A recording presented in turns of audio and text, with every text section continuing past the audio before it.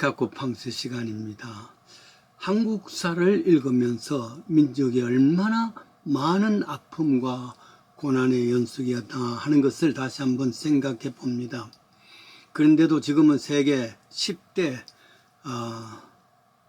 무역국이 되고 GNP 10대 대국으로 자유민주주의로 국가로 우뚝 섰다는 것에 대해서 큰 자부심을 가지죠. 당당할 수가 있습니다. 그 대일에 참여케 하신 하나님께 우리 감사해야 되지요. 제가 처음 미국 도착했을 때입니다. 50년 전 이야기입니다. 내 조국은 한국은 잘 살아보세 구호를 외치고 그럼에도 불구하고 아직도 초군 목표로 살던 참 가난한 살림이었습니다. 겨우 그 가운데서도 경부 고속도로를 막 공사가 완성하던 그때였습니다. 미국에 도착했을 때 어디에도 미국 시장에서 혹은 백화점에서 메이드 인 코리아는 없었습니다. 한 가지 기억이 있었습니다. 가까운 동네에 좀 후진 동네 커뮤니티라는 백화점이 있었는데 세일이 있다고 갔습니다. 근데 그게 와이셔츠 세일인데 와이셔츠 한 벌에 단돈 1불입니다.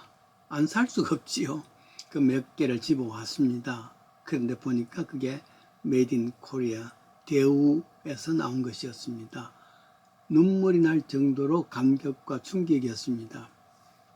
한면에는 한국 것을 미국에서 발견할 수 있다는 것하고 다른 한면은 이 한 장을 만들기 위해서 한국인 누이들이 청계천 피복센터에서 피복 공장에서 열악한 환경에서 먼지를 마셔가며 밤을 새웠을 텐데 단돈 1불에 판다는 것 참 너무 무가치하구나. 한국이 그랬습니다. 50년 지난 지금은 거리에는 현대 기아들이 차들이 넘쳐 보입니다. 어느 백화점이든지 최고의 백화점에는 제일 좋은 목세 삼성 혹은 금성 제품들이 떡하니 진열되어 있습니다.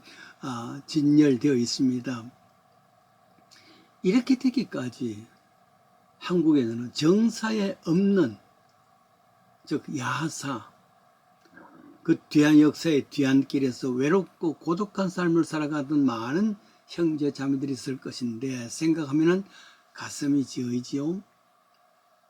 오늘의 이 화려한 한국의 발전상을 보면은 그건 역사를 한 면만 보는 겁니다. 그 발전 속 비하인드의 뒷면에 여러 아픔들, 눈물들, 울분들, 이 고독한 외로웠던 삶을 배어있는 역사를 볼 수 있다면 참 역사를 이해하는 것 아니겠습니까? 6.25가 끝날 무렵 1953년입니다. 포로교환이 있었습니다. 거제도에 있었죠. 수많은 포로들이 저들이 원하면 북으로 갈 수도 있고 남에 남을 수도 있었습니다.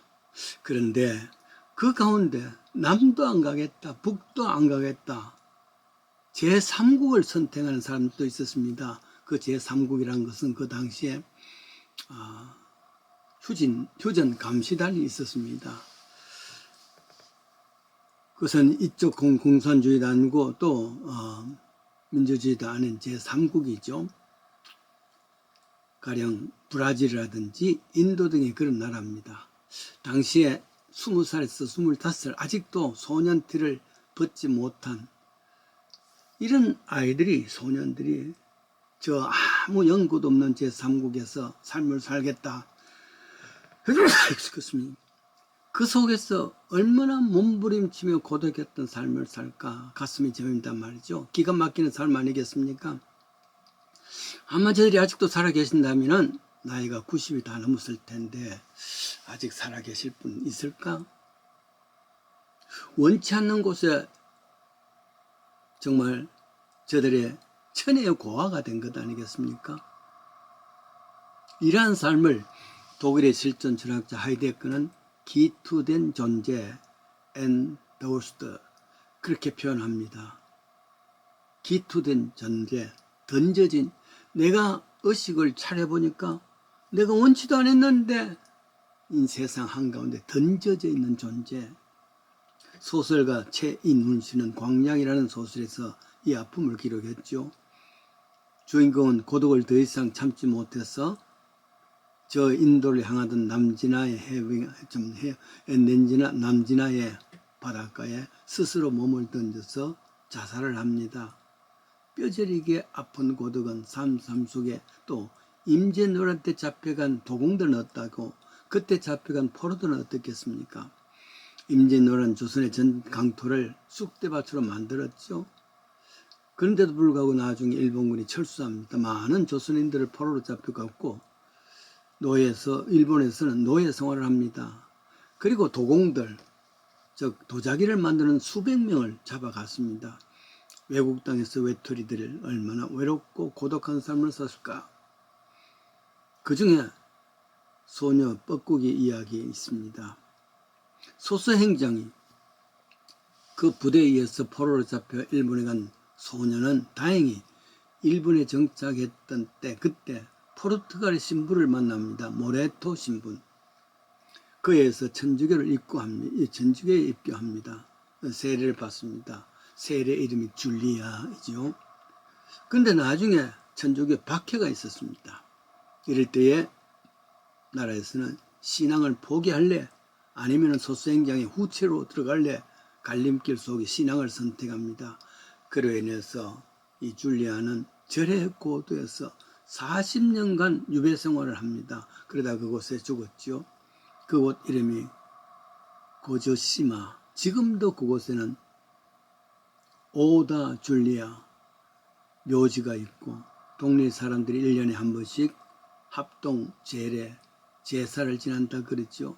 한 번씩 여태까지 없었던 새가 한 마리 와서 우는데 뻐꾹새란 말이죠. 그래서 바로 줄리아의 혼이 이 뻐꾹새가 아닌가 이런 이야기를 한답니다. 외롭고 고단했던 잡혀간 도공들은 어떠하겠습니까? 당시에 17세기에는 백자 기술은 중국과 조선밖에 없었습니다. 그때 잡혀간 도공들에 의해서 일본인들도 백자 기술이 전수되었다 그렇습니다. 그 중에 한 사람은 끌려가서 다행히 이탈리아 상인 까를레떼라 그럽니다. 그에 의해서 뱃사공이 됩니다. 1606년에 주인과 함께 이태리 피렌체에서 살게 됩니다. 그곳에서 현지인과 결혼하고 자손들을 낳았다 그러죠. 그 동네 이름이 지금도 꼬리아 안토니아 꼬리아라고 있답니다. 그때의 안토니아의 고독과 외로움 누구도 미루지 못할 것이고 그랬을 겁니다. 저 유명한 파울 루벤스 작품이 있는데 그 파울 루벤스에서 그린 그냥 대상 연필로 그 대상으로 했는 건데 제목이 한복 입은 남자. 아마도 그 그림이 이 안토니아 꼬리아가 아닌가 그렇게 정의를 한답니다. 건세대로서 1930년대입니다. 일본의 학정을 피해서 혹은 독립군으로 두만강을 건너 저 소련의 연해주에 많은 한인들이 있었습니다. 떠밀듯이 고향을 던진 사람 아니겠습니까? 그곳에서 뿌리 내리려고 악착까지 살고 있는, 그래서 어느 정도 안정이 된다 싶었는데 소련의 스탈린은 연해주에 있는 한인들이 일본 스파이 노릇한다 해서 강제로 이주 명령을 합니다.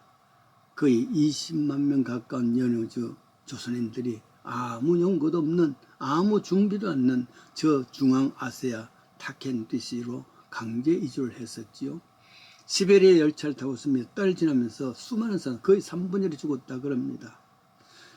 그 중앙아시아 동토에서 새로운 개척을 한 필설로는 정말 아픔을 다 말할 수 없는 그런 고난들이었죠. 지금은 고려인이라 불리면서 그 후손들이 여러 곳에서 뿌리를 내리고 있다 그럽니다. 끈질긴 민초들입니다. 요즘 우크라이나 전쟁에 인해서 고려인들이 다시금 피난길 고국으로 돌아오는 사람들이 있다 그러지 않습니까? 1960년 이후에 미국의 이민 문화가 열렸습니다. 수많은 한국인들 저 태평양의 포구를 지나고 미국에 도착해서 미국에 뿌리를 내리고 있습니다. 쉬운 일이 아닙니다. 여러 가지 고난과 아픔을 가졌습니다. 지금은 전 미국에 거의 200만 가까이 한인들이 있다 그러잖아요.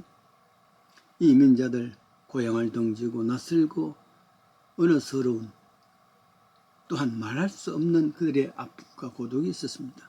그러나 이것과는 비교할 수가 없습니다.